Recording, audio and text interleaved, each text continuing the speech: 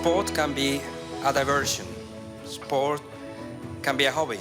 And for a fortunate few, sport can change the world. These are not my words, these are sensible words of an exceptional man, one who loved sport and knew the force it has to transform society. Nelson Mandela. With Save the Dream, we have tried to implement projects to build more inclusive and more fair societies. The Alliance of Civilization speaks of the role of sport. It has much to do with the issue of values. It has to do with the types of values that one can develop by pursuing sports.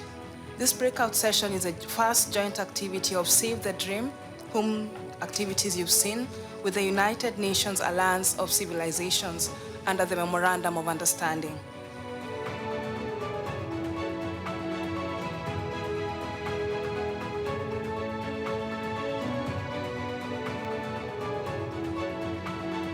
مسار الرياضة الذي اتبعته من قبل في حياتي هي كان له أثر كبيرا لأن من تعرف علي في هذه الحادثة كانوا رياضيين ونشروا Football, which is a very peaceful game that brings people together, that show a different message to the whole world, a message that is not about death or despair or even destruction.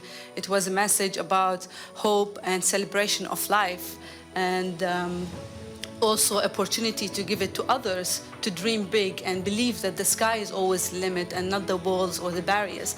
El fútbol en sí mismo tiene una cantidad de valores que los jóvenes aprecian. If I would have a daughter, I will give her a chance to play. And it's her choice to decide whether she should continue playing football on a professional level or amateur or not. We want to build bridges. We don't want to build walls. I think the most important to show to the governments the impact of sport on local society. If individual projects and initiatives of individuals, which slowly will grow, and then the government will see the impact, even to the small societies in different areas of the world, I believe they will support the project. It's true. Sport has the power to change the world. And I think that all the politics should think about their programs in sport and how they can believe in sport values.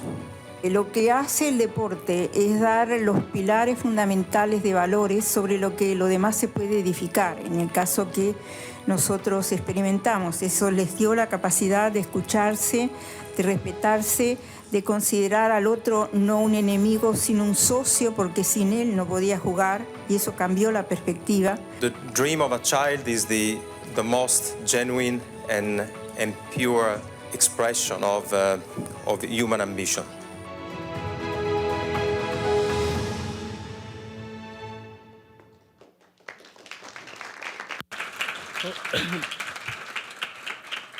I think that the relation between sport and higher values, it's historical. At the time of the ancient Greece, in preparation of the Olympic Games, countries, the parties in conflict, they used to suspend conflicts in order to allow athletes to participate in Olympic Games. So the association between the sport and the common good, like peace, like dialogue, is something that has very, let's say, deep roots in the history. And indeed, there have been moments in the history in which sport has spoken more than 1,000 words. Jesse Owens winning medals, in the Olympic Games in Berlin in front of Adolf Hitler, and winning actually thanks to the advice and the help of a German athlete, because Jesse Owens was about to be disqualified. But also in Rome, in the Olympic Games in the 1960, having the two Germanys marching together, or more recently, the two Koreas marching together. So certainly, sport has played and continues to play a very important role in the history of the relation between civilizations and the dialogue between civilizations. Also, the participation of people from many countries all around the world in Olympic Games, in football World Cups, as actually neutral area, as free zones. These also show how actually the relation is strong between the concept of global citizens and the concept of sport and major sporting events. But also you can find millions of people all around the world maybe supporting or cheering for a team from another country. You know, teams like Barcelona, Real Madrid, like Juventus, they have supporters from all around the world. So these are no more, let's say, teams which are linked to a specific city or to a specific country. The sport can have a very strong influence. The practice of sport can have a very strong influence on the mindset, on the mentality and the education of youth, and can provide, let's say, global citizens with very important tools to achieve their objectives and their goals. It's very difficult, according to me, to separate the concept of global citizenships and the achievement of the Sustainable Development Goals. I think a real global citizen is naturally inspired by the goals and naturally, let's say, voted, to achieve those goals. So, if you learn from sport, you learn on how, let's say, to work and to fight for the values and the objectives that you want to achieve. Because if you are a good sport person, you know that you want to success. Nobody's playing to. Of course, people that they enjoy participating in sport in any case. But when you practice sport, when you play, you want to win. Nobody's going to play a match of any sport with the idea, I'm going to lose, I want to lose, or I will be happy with a 0-0. This doesn't work. So sport actually is preparing us with the right mentality. At the same time, sport is preparing us to fail, because whether you win, whether you learn something new. So, but that's something that is inspiring for youth and is preparing them, is helping them in the course of their life. At the same time, sport is instilling us an important notion regarding the time factor, because you have a certain time, to achieve your goal. So the same thing is with the Sustainable Development Goals. Whether you achieve them within a certain period of time, whether you don't achieve them. Let's think about like environmental protection and climate change. Whether we win, whether, I'm sorry to say, but whether we die.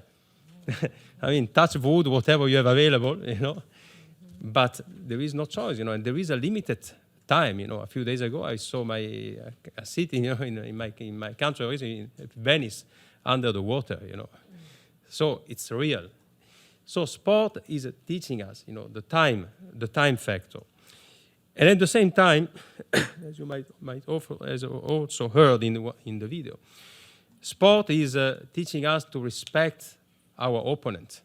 Because in sport, you need an opponent. The opponent is not your enemy. You need him. You need her. Otherwise, you will have to play alone. Yeah, okay, you like tennis, you can play against the wall, but but the wall will always succeed.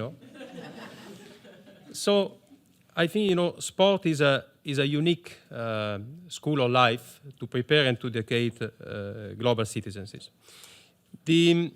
Yesterday, I think it was Danilo Turk, he mentioned that in the field of the promotion of intercultural dialogue, there is still a bit of lack of stories, a lack of narratives. I have to say I partially agree on that statement, because actually in the field of sport we have a lot of stories, a lot of very successful stories at all levels regarding interstate relations, regarding infra-community or inter-community relations. So actually the story and the history is rich, is very full of successful stories of friendship and dialogue through sport. Our organization has tried to put into practice these concepts. Today, during the closing session, the High Representative will launch a new project that we will be implementing together in the next 2 years. So alongside the UN Alliance of Civilization, but also in collaboration with the International Olympic Truth Center and other organizations such as National Olympic Committees, universities like the Sorbonne Universities and many others, we will initiate a project to educate and to train young volunteers to be deployed in international sporting events, but also to be deployed in sport for peace and development projects. So the idea is to develop a common doctrine. Initially, we will focus primarily on the Mediterranean region and the Middle East, and prepare these youth to undertake this task of serving, in major sporting events and sport activities, but at the same time with the long-term vision also to increase the employability of all these youth and to give them opportunity to find then a job or to create jobs in the field of sport. This is a similar experience. We already have it with another project that was founded by the European Union a couple of years ago, that will also lasted 2 years. It was actually a project that utilized sport to enhance youth mobility in the Mediterranean region. So we educated all these youth from all Mediterranean countries to work and to develop skills to be employed in the sports sector, but at the same time to develop and to acquire some common values in the field of human rights, respect of diversity, and promotion of intercultural dialogue. I also would like to mention a last example that I consider a good practice is in the field of global participation for the protection of common goods, which is a project that we have implemented in Brazil during the Football World Cup and during the Olympic Games. That was a project implemented in collaboration with UNICEF and with the Secretary of Human Rights of Brazil. So we have developed an application that was then utilized and hosted by the government of Brazil. The application was created to protect the safety and the security of children during the games. So basically we have engaged global citizens, so people coming from all around the world to attend the matches, but we have also engaged, obviously, the local population and encouraged them to report cases that could jeopardize the security of children during the events. Therefore, cases of labor exploitation, sexual exploitations. So this application and the campaign has been widely promoted thanks to the help of famous athletes, football players like Neymar, Del Piero, but also thanks to the help of the tourism industry. So the taxi drivers have promoted this, the hotel industry, airlines. So this resulted in, we managed to reach more than 200 million people thanks to the campaign. And this has resulted concretely in 5,000 reports that has been sent by people, by citizens, to the law enforcement authorities asking for an intervention for the sake of protecting the life or the innocence of children during the game.